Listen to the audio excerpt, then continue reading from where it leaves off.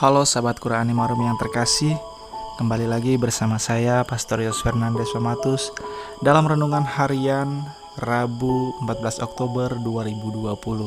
Hari ini merupakan hari biasa, pekan biasa ke-28. Apa kabar? Saya berharap Anda semua tetap dalam keadaan baik, sehat, dan tetap semangat. Bapak Ibu saudara-saudari yang terkasih, sahabat Quran Marum yang dikasihi dan mengasihi Tuhan, mari kita siapkan hati dan pikiran kita untuk bersama-sama mendengarkan dan merenungkan sabda Tuhan.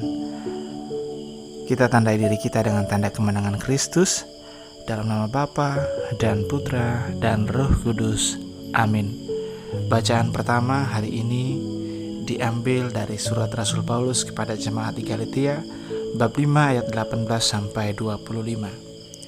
Saudara-saudara, kalau kalian membiarkan diri dibimbing oleh Roh, kalian tidak hidup di bawah hukum Taurat.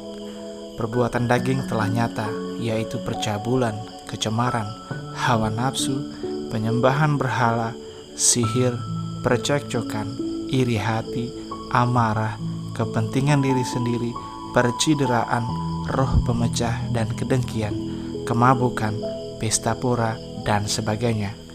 Mengenai semuanya itu kalian kuperingatkan, seperti yang telah kulakukan dahulu, bahwa barang siapa melakukan hal-hal yang demikian, ia tidak akan mendapat bagian dalam kerajaan Allah. Sebaliknya, hasil roh ialah kasih, sukacita, damai sejahtera, kesabaran, kemurahan, kebaikan, kesetiaan, sikap lemah lembut, dan penguasaan diri. Tidak ada hukum yang menentang hal-hal itu. Barang siapa menjadi milik Kristus, ia telah menyalibkan daging dengan segala hawa nafsu dan keinginannya. Jika kita hidup oleh Roh, baiklah hidup kita juga dipimpin oleh Roh. Demikianlah sabda Tuhan. Syukur kepada Allah. Dan Injil pada hari ini diambil dari Injil Lukas bab 11 ayat 42 sampai 46. Tuhan sertamu dan sertamu juga. Inilah Injil Tuhan kita Yesus Kristus menurut Lukas. Dimuliakanlah Tuhan. Sekali peristiwa Yesus bersabda, "Celakalah kalian hai orang-orang Farisi, sebab kalian membayar persepuluhan dari selasih, ingu, dan segala jenis sayuran, tetapi kalian mengabaikan keadilan dan kasih Allah. Yang satu harus dilakukan dan yang lain jangan diabaikan. Celakalah kalian, hai orang-orang Farisi, sebab kalian suka duduk di tempat terdepan di rumah ibadat dan suka menerima penghormatan di pasar. Celakalah kalian, sebab kalian seperti kubur yang tidak memakai tanda. Orang-orang yang berjalan di atasnya tidak mengetahuinya." Seorang ahli Taurat menjawab, "Guru, dengan berkata demikian, engkau menghina kami juga." Tetapi Yesus berkata lagi, "Celakalah kalian juga, hai ahli-ahli Taurat, sebab kalian meletakkan beban-beban yang tak terpikulkan pada orang, tetapi kalian sendiri tidak menyentuh beban itu dengan satu jari pun." Demikianlah Injil Tuhan. Terpujilah Kristus.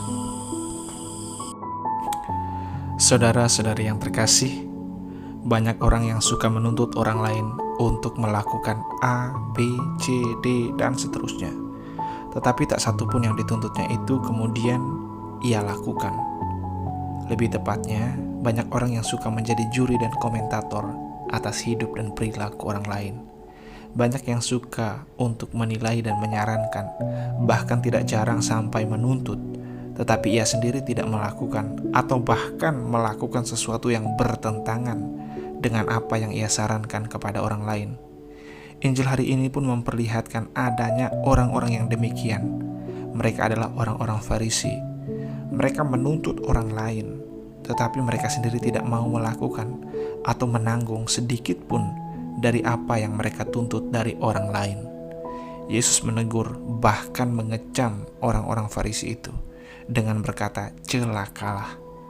Saudara-saudari yang terkasih, kita semua diingatkan untuk tidak menuntut orang lain untuk melakukan hal-hal yang kita sendiri pun tidak mampu melakukan atau menanggungnya. Tuntutan haruslah disertai dengan sebuah keteladanan. Contoh, kalau kita menuntut orang lain untuk tidak memainkan HP saat kita sedang berbicara, maka kita pun tidak boleh memainkan HP ketika orang lain sedang berbicara. Kalau kita ingin didengar, maka kita harus juga bisa mendengarkan orang lain.